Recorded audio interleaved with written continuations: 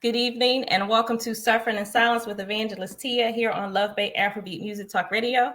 We're here with you every Friday evening at 7 p.m. Eastern. Love Bay family, we're rising out of the ashes together. It's a regular thing. We're just going to keep rising out of those ashes. Our topic for tonight is I am not perplexed. So we have with us our co-host this evening is Aaron Mitchell. Our guest for this evening is Apostle Denise Ellis and Prophetess Nicole Tillman. They're from Rock Generations. At the moment, there are some technical difficulties. We weren't able to hear Prophetess Nicole and Apostle Ellis. So we're still trying to work on that. When we can hear them, they will absolutely come in. But we're not going to be perplexed about this situation. But listeners, I want to say, as usual, if you have any questions or comments for our guest or for our co-host, you can email us at sufferinginsilencedv@gmail.com. You can also text us at 437-778-3299. If you have any resources that you would like to share with us from your community, your country, any local organizations on a national or local level, or any resources from your faith community, you can also email us at sufferinginsilencedv@gmail.com. And with that, Aaron, if you would greet our listeners on tonight. Yes, thank you, everybody from Love Bay. So good to be here again with Evangelist Tia and our guests this evening. With the topic, I am perplexed, and we'll see where that goes. I know we're getting started with that energy already. My family listened to last week's show, and they reminded me how tongue-tied I can get when I'm on live radio. So excusez-moi for any tongue-tiedness that I share tonight. It's just so good to be with everybody and laugh a little. Laughing is medicine. Yes, it is. For all of us. So again, just being able to laugh and being able to laugh at ourselves. It's so healthy. It's such a healthy expression of our, self-respect. Actually, it truly is. So it's good to be with everybody on Love Bay Radio and all the listeners from around the world, whatever time zone you're in. It's such an honor to talk about solutions, talk about prevention, talk about how we move forward together hand in hand to end domestic violence for anyone that has either walked through it already or may experience signs of it going forward, or maybe in the process right now of dealing with it. So we stand with each and every one of you. Thank you. Awesome. Thank you so much. Well, first I want to say, if you were tongue-tied, I don't recall it. I can't remember it. But then, look, it is what it is. And I've said several times, this is a live program, so we go with what we got. And I mean, there are times I know I can draw a blank on words or scenarios, whatever. It happens. It is what it is. So, whatever. Thank you. Thank you. I wanted to ask you, are you ready or prepared to talk about your retreat? Do you want to share some retreat information? You want to do that now? Well, if you would like to, I feel like I'm hearing an echo. I hear it too. Okay. We're still having some issues. Hi, Nicole and Apostle Ellis. Can you guys hear us? We can hear you. Can you hear us yet? Hey, we hear you. Okay. So, Aaron, if you could tell us a bit about your retreat, and then we'll ask Apostle Ellis and Prophetess Nicole to introduce themselves. Sure. Okay, great. Thank you so much. Yes. So part of my background is in holistic health. I've had a very diverse journey in my life, and it's culminated in something that I put together over the last year to offer personalized, customized retreats for individuals and couples. And it's really a wonderful experience because I bring in holistic health body work, So anything from massage, acupuncture, sound therapy, working with horses and equine therapy.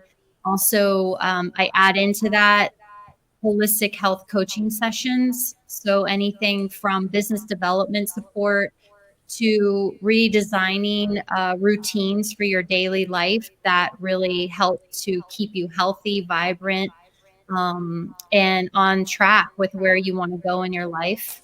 And that's also coupled with visiting the land and making sure that the land is part of what we're connecting to as much as we possibly can, so that we can connect to clean water, connect to clean air, connect to the trees, the mountains, the rivers, and also just be hearing what nature has to say to us as well. And so it's just a really beautiful experience where people can come and get that undivided attention for themselves.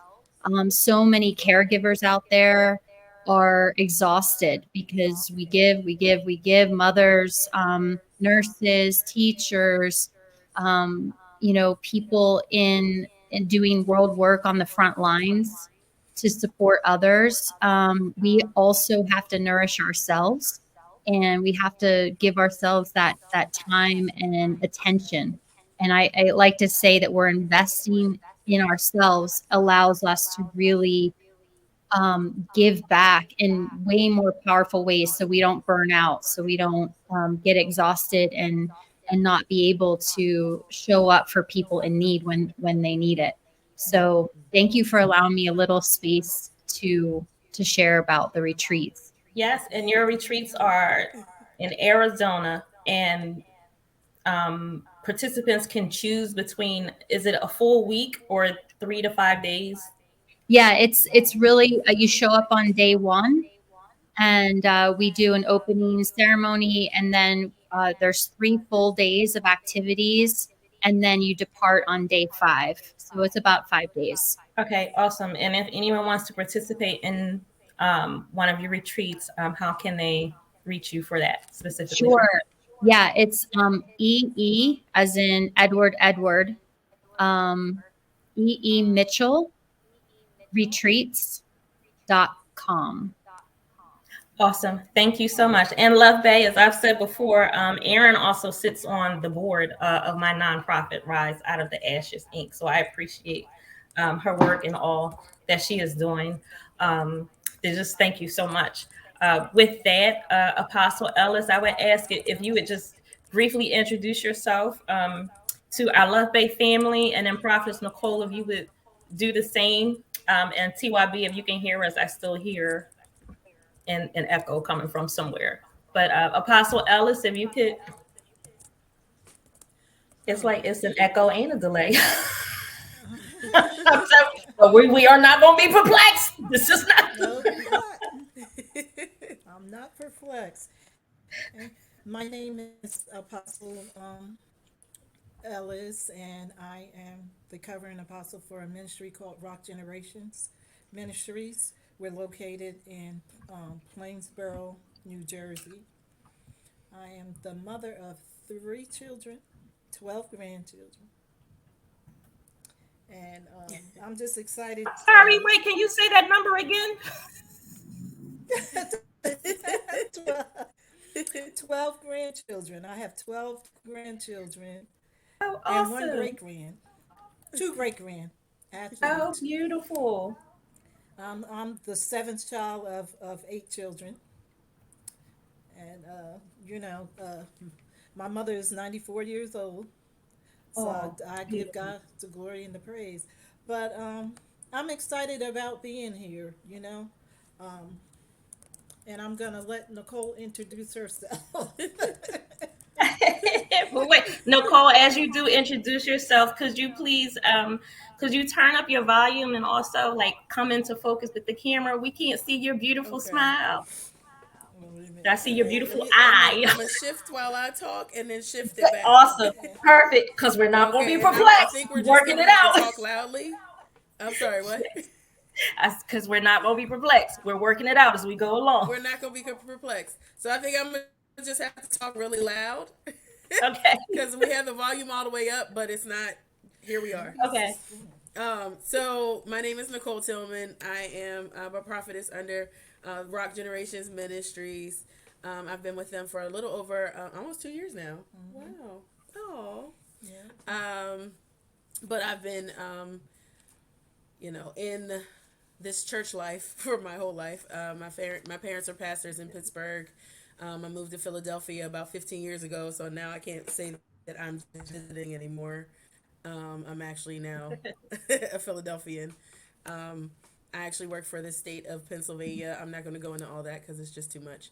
But yeah, I'm happy to be here, and thank you for the invite. Awesome. Thank you so much. So what we do here, we go through some resources, we share that information, and then we move into our topic for the evening.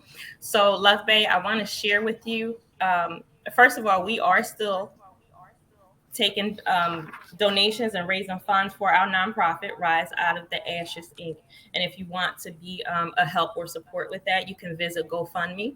You can look for our uh, I'm sorry, I just lost my train of thought. I saw a message that came through. Thank you so much, Vignesh. I hope I'm pronouncing your name the right way. If you would like to support us, you can give a donation to GoFundMe. You can go to GoFundMe, look for Rise Out of the Ashes Inc., and help us do what we do. Some of our endeavors, the very first and most important thing I believe that we do is our emergency funding. We help individuals with doctor's visits, prescriptions, transportation, school supplies. We help with food and clothing, medication, personal toiletries. So if you would like to help us do what we do, as we support victims and survivors financially, we ask that you would. We also want to share Pastor Darius Daniels. He's the pastor of Change Church. His website is dariusdaniels.com, and he has several locations over the United States. His YouTube channel is Darius Daniels TV. We would like to share the Suicide and Crisis Helpline. This is in the United States. This is the 988 Lifeline, which provides 24/7 free and confidential support for people in distress. This is for prevention and crisis resources for you or loved ones, and best practices for professionals in the United States. And I love that part, best practices for professionals. So you can call or you can visit their website to get information if you are in a position to help others. Their website is 988, the numbers 988 lifeline.org. You can also call or text the number 988. Outside of the United States, for this program, you can go to the website findahelpline.com. In Pakistan, we want to share a war against rape. Their website is war.org.pk. We want to share Badari, BEDARI.org.pk. The United Nations Development Program. Their website is undp.org. And we also want to share the Acid Survivors Foundation. Their website is acidsurvivors.org. And as she does begin to speak, I would ask that Apostle Ellis shares the information for her own church home as a resource for anyone who may be in her area and would like to visit and be with her. But as we move into our topic on tonight, our topic is I am not perplexed. And there is a scriptural foundation for this topic. So I want to share those scriptures, and then I'm just going to turn this over to Apostle Ellis.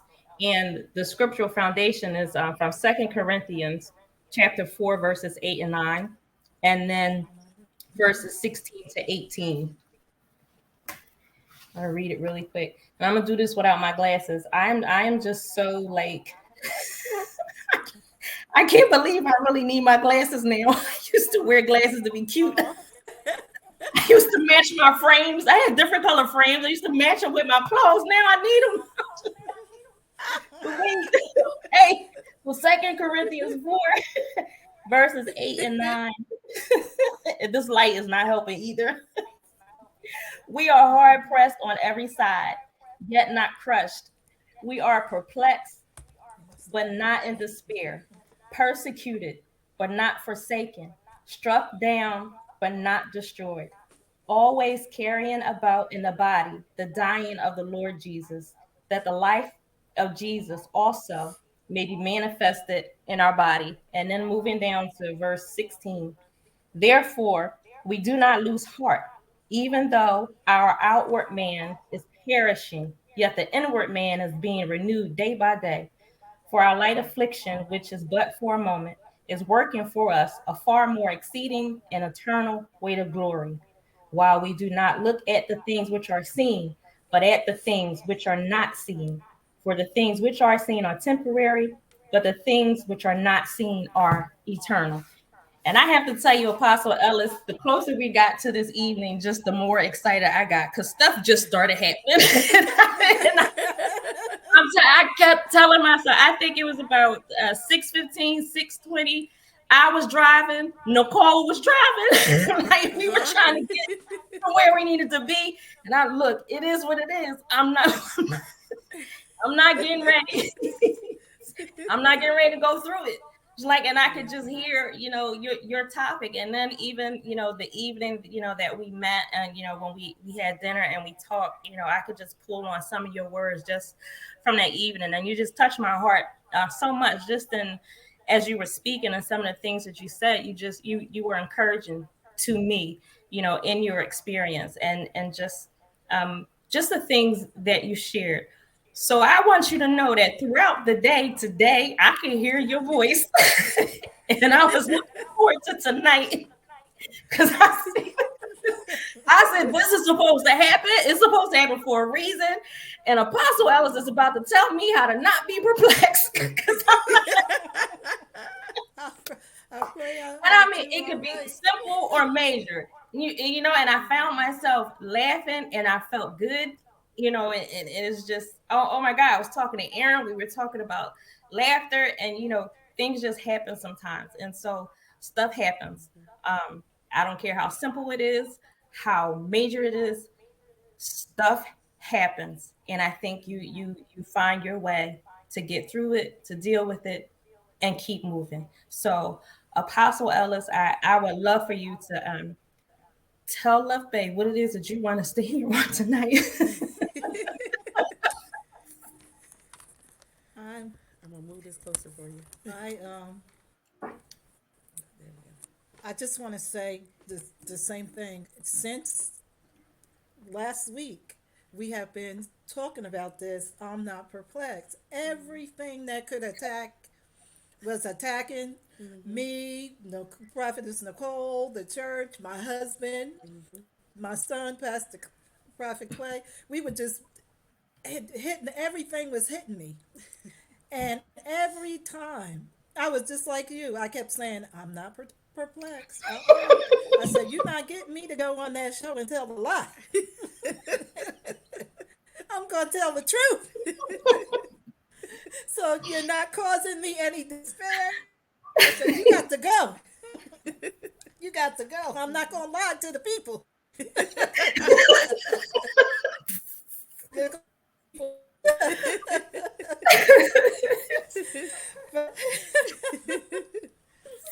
I was and we were talking about Ruth and Naomi, and what she went through. But every time I say I'm not going to talk about a certain thing, I keep talking about it.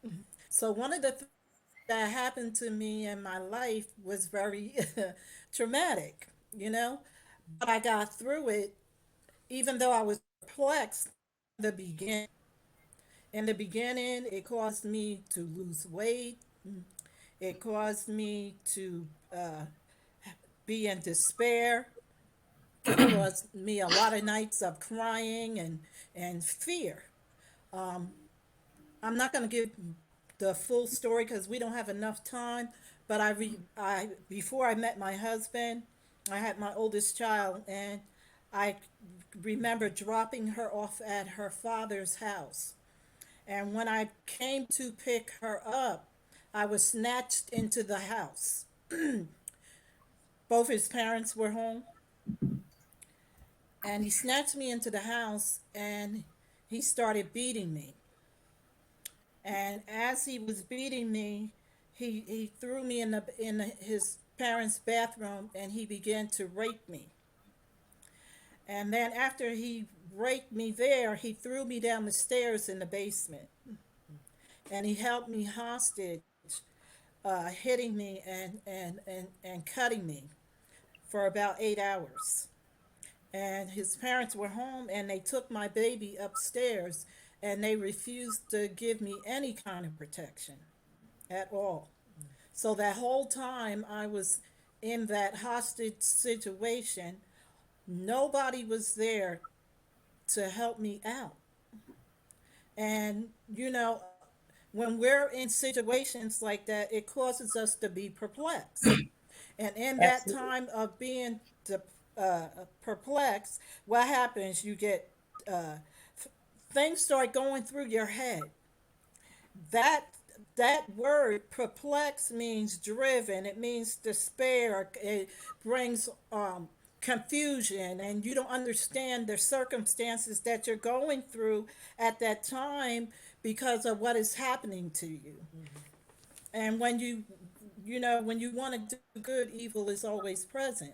So you try to be nice, you think you're doing something right, and then it causes you even to have uh, temporary uh, mental blindness, I would say, because your mind is not stable at the time. The only thing you could think about is how I'm going to get out of this situation. Why is this me going through this? Why, you're confounded, you're rattled, you're, uh, you're, uh, you're fooled, and you're saying, Lord, why me? You know? And so I went through those 8 hours and I felt like I was losing my mind. But I had to remember that I had a daughter upstairs that needed me and that I could not uh, give in to the situation where I could not think clearly. I had to have a sound mind. And that's why I like that scripture. Believe it or not, I had the same one you had. Yeah, Second Love Bay, I have the Corinthians. Spirit Filled Life Bible. I've had this Bible for over 20 something years. This is the Yeah. Bible that I And read that's from what and study from. and believe it or not, I got it out of a Bible that I had for over 20 something years with the big writing and everything. I need it because I need my glasses. So, even though I was being struck down, like the scripture says, even though I was being abandoned, I felt like I was being abandoned. And, I was telling Evangelist Tia and Prophetess Nicole, I have 7 brothers. And they would beat this man up every time he came near me, but they didn't know where I was or what was happening to me. So I felt like I was being abandoned. I was being destroyed, like the scripture says. And outwardly, and inwardly, I felt like I was nothing. I felt like I was a failure, you know, because I came there joyfully, but then my joy was stolen from me. Because I thought, as mothers and even wives and even sometimes sisters, we try to do good by people no matter what they've done to us, and we suffer, like you said, in silence. You know, sometimes we don't even mention what we've been through. And mind you, I have been going through this for 4 years. And even though I had those brothers to practically kill this person, they still kept coming after me, you know? But that night was the most traumatic night of my life, and I was so perplexed. But now I can say that I'm not perplexed any longer because I remembered this word, believe it or not. And then I had to think about uh, uh, I had to think about, why should I allow myself to be crushed? There was somebody that I knew I could call on, and I would be rescued. And it wasn't anybody physical, but it was the man upstairs. So I had to bring my mind in. I too grew up, my father was pastor, and everything. But even he couldn't help me. There are going to be times that we go through afflictions, and those situations are going to be so perplexed. But we have to remember what's here and what we've been taught, even from our mothers, even from our fathers. And one thing that my mother taught me was how not to quit, how to be a fighter. Because some of those things I watched her go through. And I said, you know what? You can't have my life. That was going in my mind. I'm not going to allow you to take my life. I'm not going to allow you to steal what's mine, what he gave me, you know? So even in that situation, in the despair, I prayed, and I said, "There, Father, I know there is one thing. You are not going to abandon me. You're going to send me some help." Yes. And lo and behold, that eighth hour. Now we say eight is the number of new beginnings. Well, Yes. there had to be a new beginning. There had to be a new beginning because I was just tired. I was tired, you know. I was like, this cannot be happening. I'm going to not be despaired. I'm not going to be driven to the point where I don't have a son. I'm not weak. I'm a strong woman. You know what I mean? I said, I have strength to overcome this and to get out of here. And sure enough, his sister came, and his sister did not know what was going on, but she was able to help me get out of that house. And when I got out of that house, I just lifted up my hands and I just, said, Lord, I thank you. And it made me think about the things that I was disobedient in. Because how did I get there? You know? Not saying that it was all my fault, but how did I get there? Some of the reason why I got there is because I didn't want to listen to what I was told years before that. You know? So I had to go back and say, you know what? I got to start being obedient. And I saw the signs, but yet because I wanted my way, when my father told me not to go somewhere or not to do something, or when he told me that I needed to come home, I didn't go home. Instead, I wanted that one night stand. I got myself into a situation, and I had that one night stand as a virgin. And then the condom got stuck inside of me. And when that happened, nothing was coming out there but a beautiful black baby girl. You know what I'm saying? I was too afraid to go to the hospital and get it removed. But thank you, she's a beautiful woman. She's a registered nurse, uh, uh, very intelligent, and she blessed me with all those grandchildren, her and my other daughter. But you see how you can become confounded when you're uh, perplexed and you're unsettled and you have that temporary impairment to the point that you can't even function with your own intelligence because there are limitations that keep you from caring for yourself. And I said, when I got out of that situation, that would never happen to me again. So I had to get around people that I knew loved me. Not only because, yes, we're Christians and we love God, but you still need that support. You still need that support team, you know? And some people, like I said, I love the Lord, but I still needed people around me that could embrace me. People around me that could put their arms around me and tell me that it was going to be all right. So when I found those people, I was began to not be confused, because a lot of times when we go into situations, everything we do, we think it's our fault. Because whenever you're being abused, they always tell you, it's you. Oh, you're crazy. But I knew I wasn't crazy because I did nothing wrong. I made the mistake of being with the wrong person, but I didn't deserve the abuse that I was going through. And a Absolutely. lot of times we blame ourselves.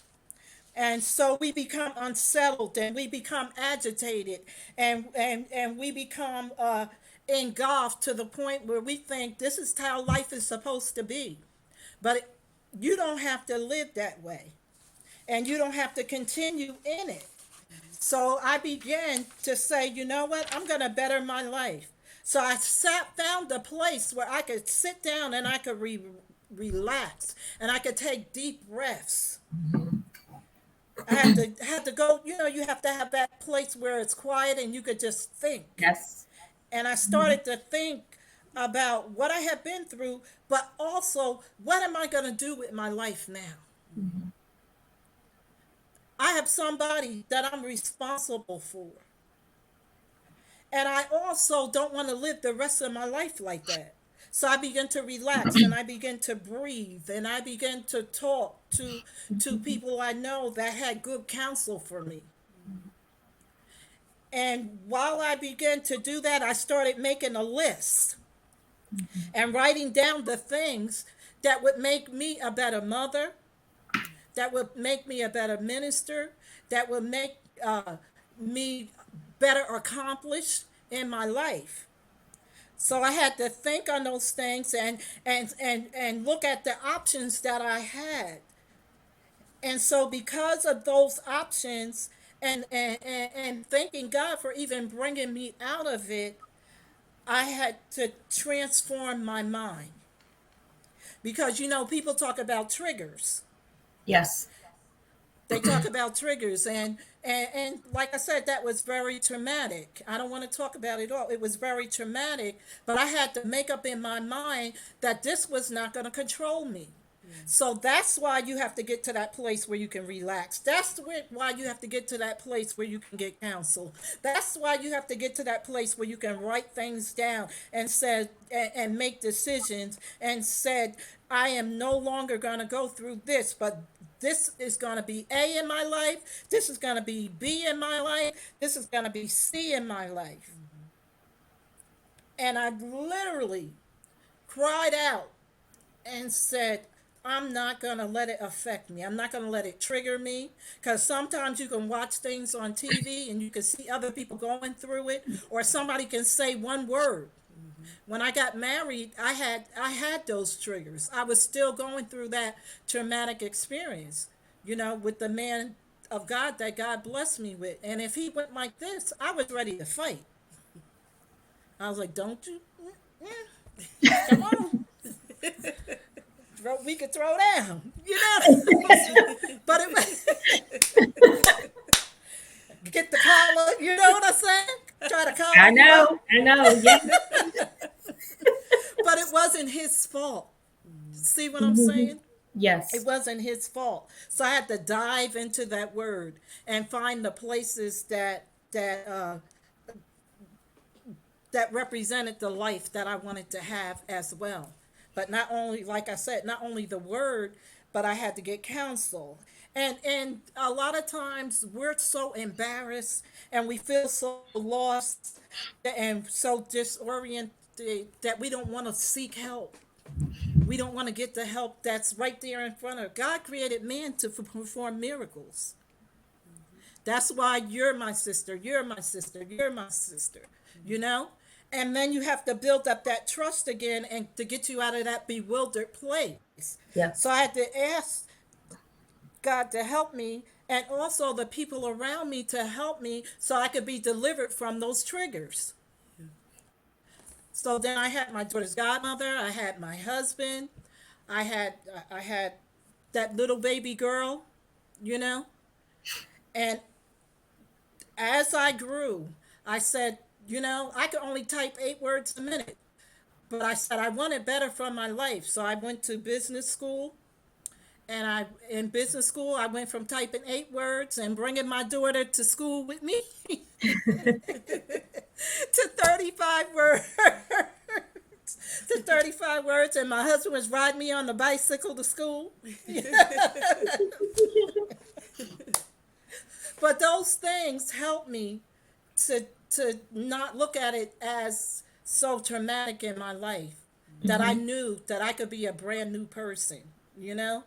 And that I knew that I didn't have to have a life of despair, because I had to work on me. I had to love me. And I had to learn that not everybody is against me, you Yes. know? And then, uh, like I said, God put people around me so that could help me, but you don't be entangled with the yoke of bondage again. That's another thing. It talks about going and lick up vomit over and over and over again. When you Mhm. go and you get entangled with the yoke of bondage again, you're back in that same situation, and that's what's causing you those triggers. That's what's causing you to be perplexed, you know, because you keep going back. And it might not be the same person. It don't even have to be a man. It could be just the company that you're keeping. It could be something at work, you know, that you get entangled with. And you know in your mind, which is your soulish realm, you know in your mind that you should not connect to that. So if you keep connecting to these things, then you're going to constantly be perplexed. You're going to constantly be in despair. You're going to constantly walk around in uncertainty and always feeling less than. But you're greater and you're more than a conqueror. So you don't have to accept those things. Don't be embarrassed. That's another thing. Don't be embarrassed. I mean, I was dragged down the street, hitting the head with 2x4s in front of hundreds of people. And I still had to hold my head up through all of that before I met my husband. Even though I had brothers that would fight for me, it was never enough. That kept on coming, showing up at my job, waiting for me in the dark alleys, pulling me and just beating me and raping me over and over and over again. But because of that word that she just read, and I would read it over and over and over again so that I could have confidence. There was nowhere for us to lay our heads. So sometimes we keep going back because there's nowhere for us to sleep, there's Yep. nowhere for us to eat. So we find ourselves going back to our abuser. Mhm. But you have to know that you can make it, and that if you just take those steps, that there's going to be a door open that you never thought would be open. There will be somebody that will say, you know what? I see what you're going through. Come on. Here's a couch. Here's a pillow. Here's a blanket. Let me help you. I'll watch your baby. I'll help you get through this. But again, like I said, you have to get your mind focused. Get your mind focused, and knowing that you don't have to be belittled, that you are more and that you are greater. And you are not a failure. I had to learn that I was not a failure. Because, I kept myself all the way until I was 18 years old. I don't know what happened that made me think about giving up my virginity. But I guess it was the weed that night. You know what I'm saying?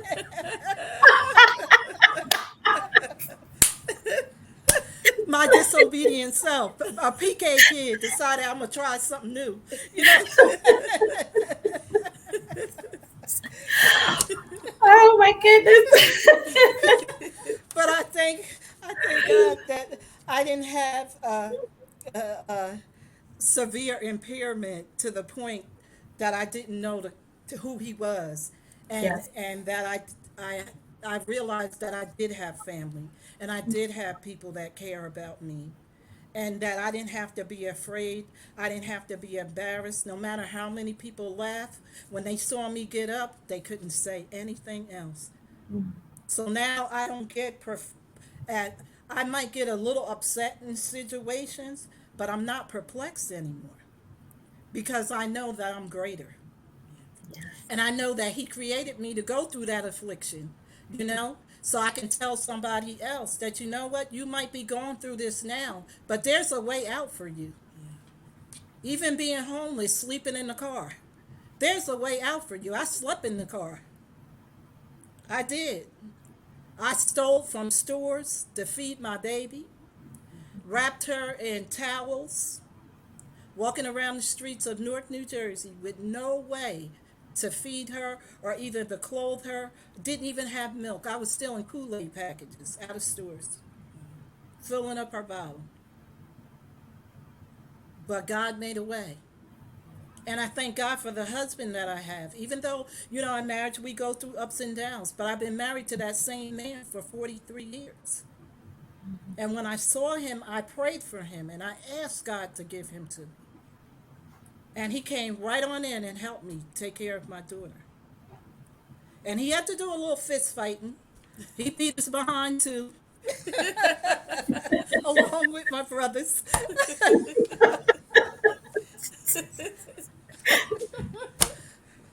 But that was a rescue. That was a rescue that God sent my way.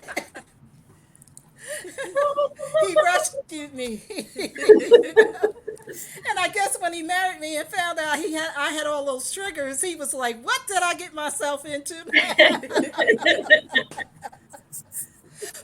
But he helped me too. He helped me get through it too. So you don't have to be despair. Whatever you're going through, God will do it. You will be more than, you will be greater than. Now, I ain't get the college education that you got, but I was proud of going to that little business school That's an and getting my accomplishment. little certificate so that I could be a secretary, No, you it's know? not And little. I'm telling you, and I was able to raise my kids and get them through college. God gave me the best jobs, you know? Yes. So greater is he that is in you Yes. than And he see that's that in the in the world. world. Yes. Go ahead, prophetess. I'm Huh? sorry. I, I mean, how am I supposed to follow that up? Girl, I ain't got nothing to say. There- I don't even Goodness. know where the camera is. I can't even get it together. There we go. You got it, Yeah, prophetess. It's your turn. I'm at a loss for words. I I don't even know what to say other than that was just amazing. It's just amazing to see how God has moved and shifted and was able to heal. And she gave so many great nuggets. This camera is just, I'm not There winning you to go. there. We, Right there. hi y'all. But just hearing her testimony of how God delivered her from such an extreme situation, Yes. and just the steps that he took her through for healing is just awesome and so encouraging. I am grateful and thankful that I have not had to endure anything similar to that. But even in some of the things that I have been through in life, just keeping that in mind that we need to forgive not just the those that come up against us, but ourselves, Yes. for the times that we may have made those decisions that led to other things happening. But forgiving ourselves for that, forgiving ourselves for missteps and mishaps, and really just allowing God to show us how we can move forward and how we can make those lists and make those new goals, renewing our mind and coming up with things that, I still have dreams, I still have hopes, I still have things that I can accomplish no matter what my Yes. past has dictated. I can still go forward and do more. So just really pressing into that, even as you're coming out of these old situations. And I really love that she talked about having good counsel and connecting with the right people. And this is why you have platforms like what you have here, for survivors and for those that are less fortunate, or those that just need a space where they can be themselves, where they can hear that there is hope, where they can hear that there is life after.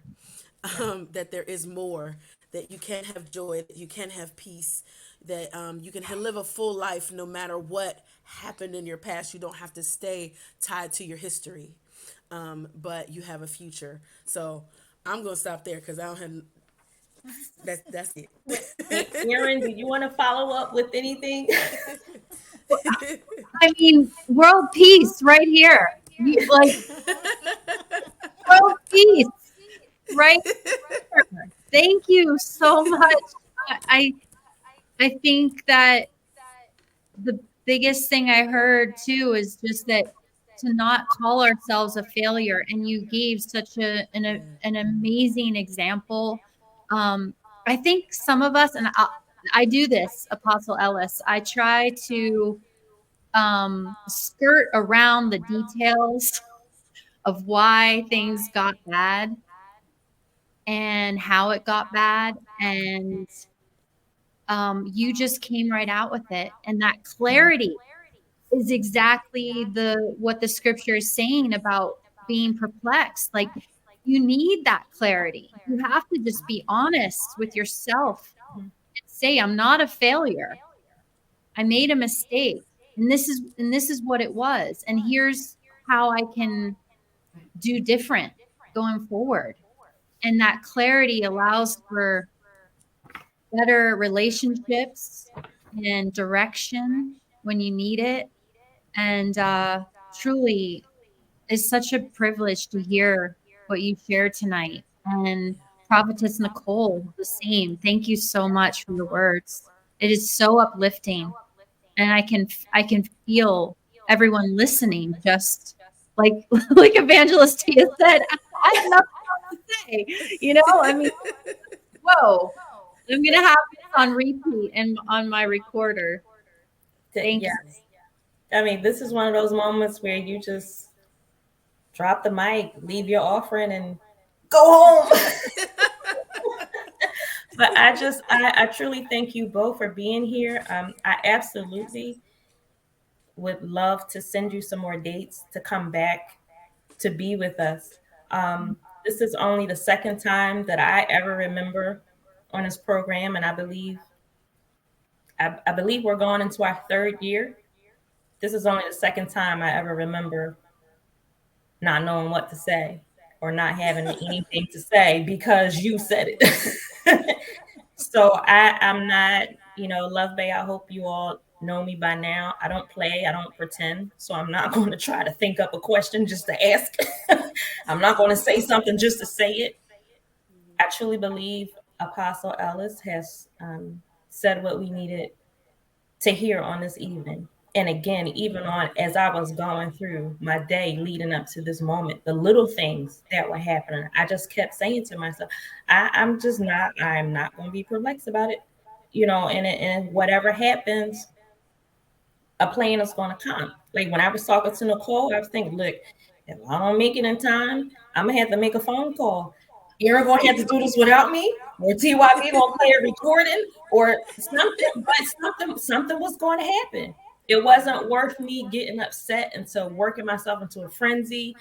What I'm going to do, sitting in the car crying and, I like, no, it was not worth going to that point. And this is a small thing because we're talking about keeping a schedule. Like this could always be rescheduled and we could, work around it.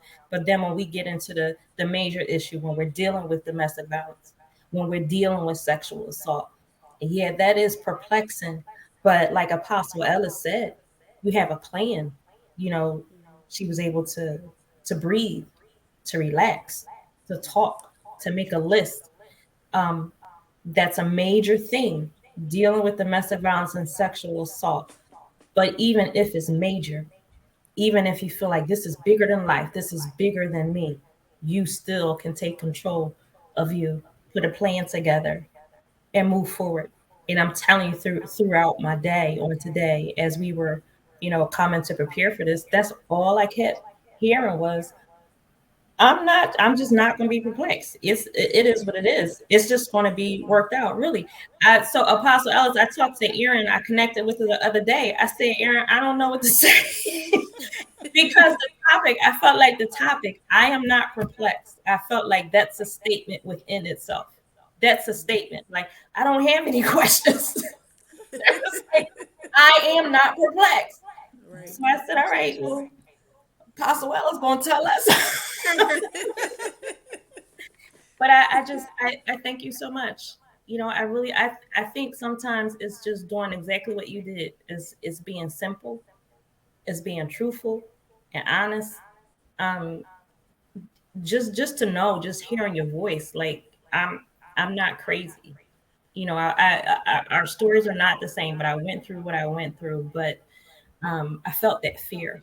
I felt being perplexed. I felt the confusion. I felt like those times in my life, I didn't know what I was doing. When I finally did get away, when I was in my own house, I didn't go outside.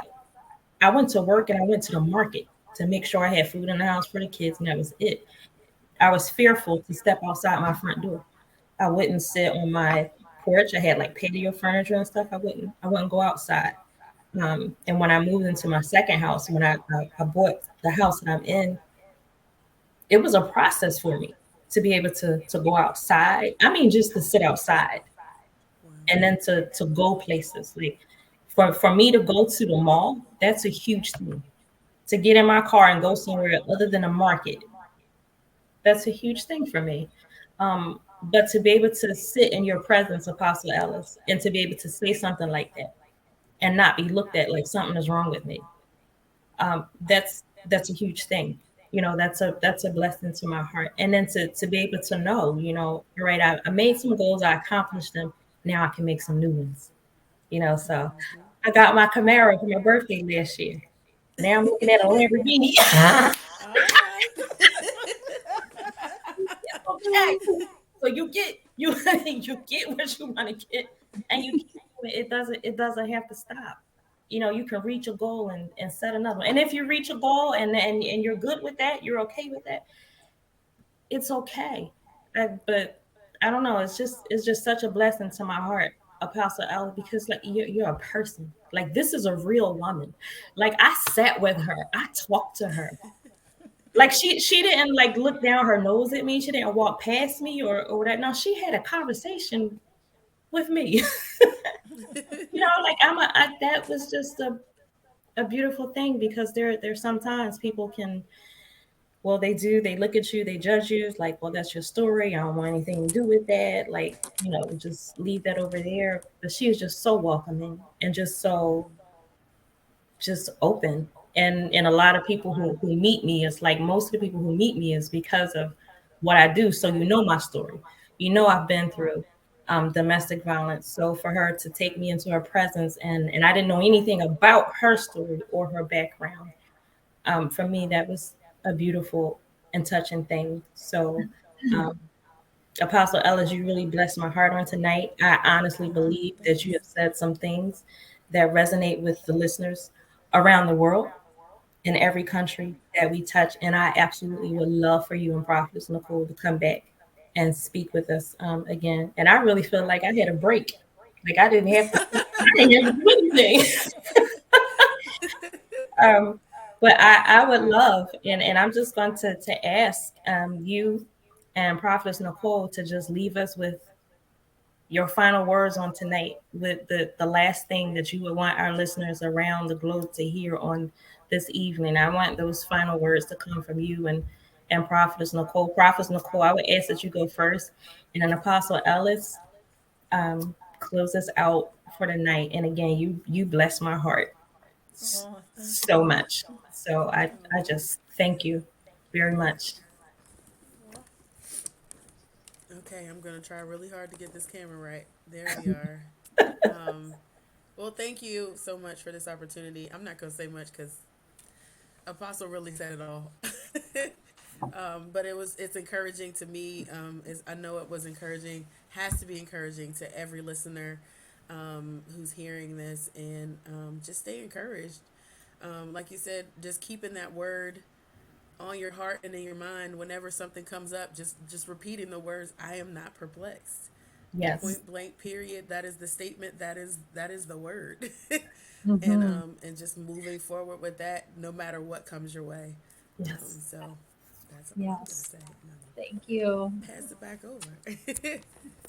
Oh, Lord.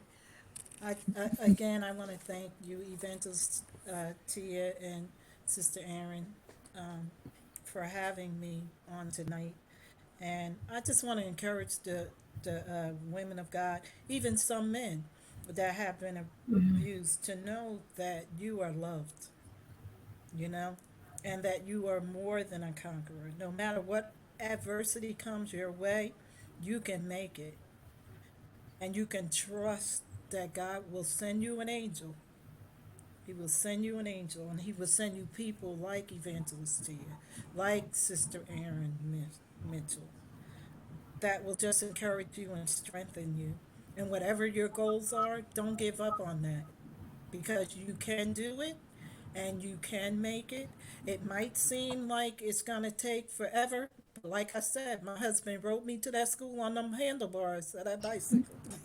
So if you got to ride a bike, if you got to walk, if you got to run, I walked 3 towns to work at night with my baby on my hip.